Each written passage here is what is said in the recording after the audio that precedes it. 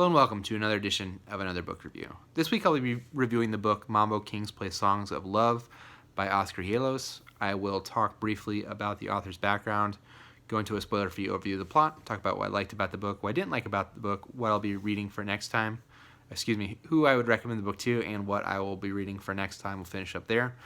I don't have a cover to share with you, unfortunately, because I did read this on ebook. Hijuelos was an author of Cuban descent, Cuban American, who passed away, I believe, in 2013. He wrote several novels. He also taught writing, as well as was the author of a memoir. He's still best known, from what I've read, for this work, The Mambo Kings Play Songs of Love, which came out in the late 80s. He won a Pulitzer Prize for the work, and it was also made into a movie in the early 1990s and is by far his best-known work. As first of his stuff that I've read and what the book is about, it follows two brothers who immigrate from Cuba in 1940s, 1950s, and kind of become minor celebrities in the kind of mambo music scene of the 50s. They kind of rise to prominence due to a walk-on spot for I Love Lucy, where they play two musicians, and due to this fame, they kind of grow in stature in this scene. And the book is really just the exploration, mainly of the older brother, Caesar, in his life from the time he was a little kid in Cuba all the way up to his passing. So the parts of it that I liked the writing style of it. Very much reminded me, actually, of Martin Scorsese in Goodfellas and Casino, where there's so much going on and so much happening all the time. The brothers are playing these shows in kind of big ballrooms, and the just kind of vibrancy of that scene really comes to life. I thought that was really impressive and kind of the highlight of the book.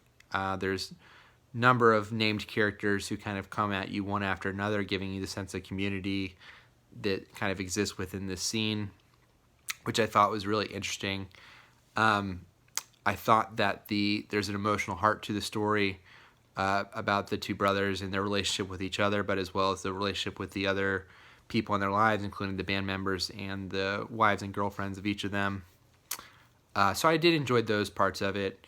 The parts that were a little less hard for me was I felt that the book was a little too long, and I think also, like Martin Scorsese movie, there's kind of a sense of a rise and a fall of this. Not to go into spoilers, but there definitely feels like it's two halves to a story, and I really enjoyed the first half a lot more than the second half. I find myself kind of struggling to kind of get through the second half, as the stories that were told weren't particularly interesting. The book jumps back and forth in time quite frequently. Sometimes it's hard to really get a sense of what time period the story was taking place, because it does go from the 30s all the way up to probably the late 80s. I did enjoy some of the side characters. There's the nephew of Caesar, Nestor's son, I think is a pretty interesting character. I wish he had been in the book a little bit more, and we had seen a little bit more from his viewpoint. We do get that towards the end.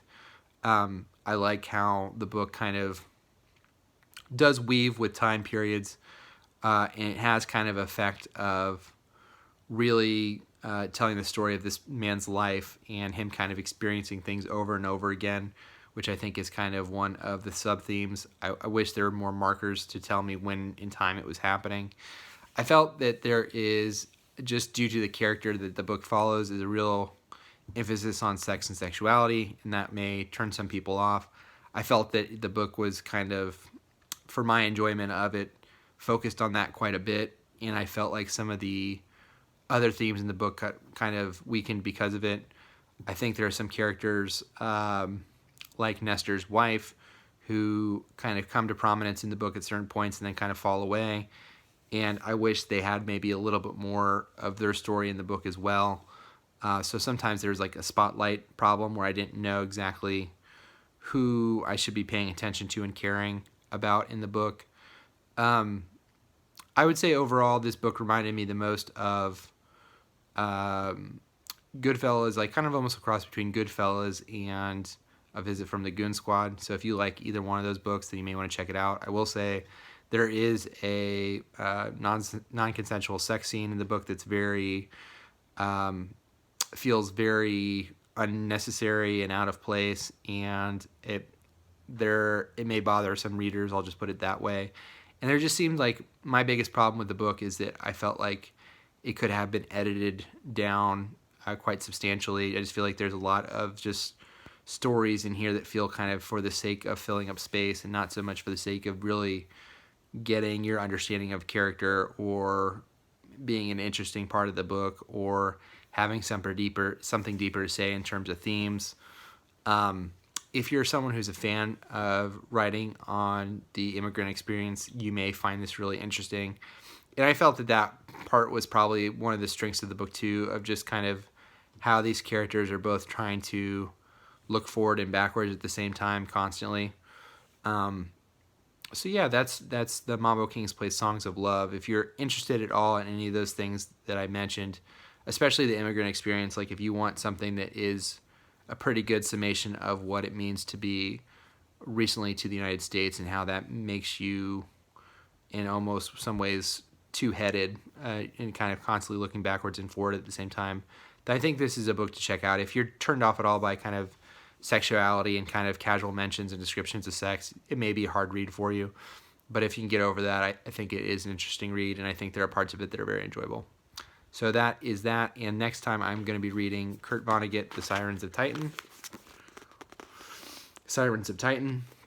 Until next time, please feel free to like the video, subscribe to the channel if you haven't already. You can go ahead and follow me on Twitter if you'd like. I'll leave that contact information below. Until next time, bye.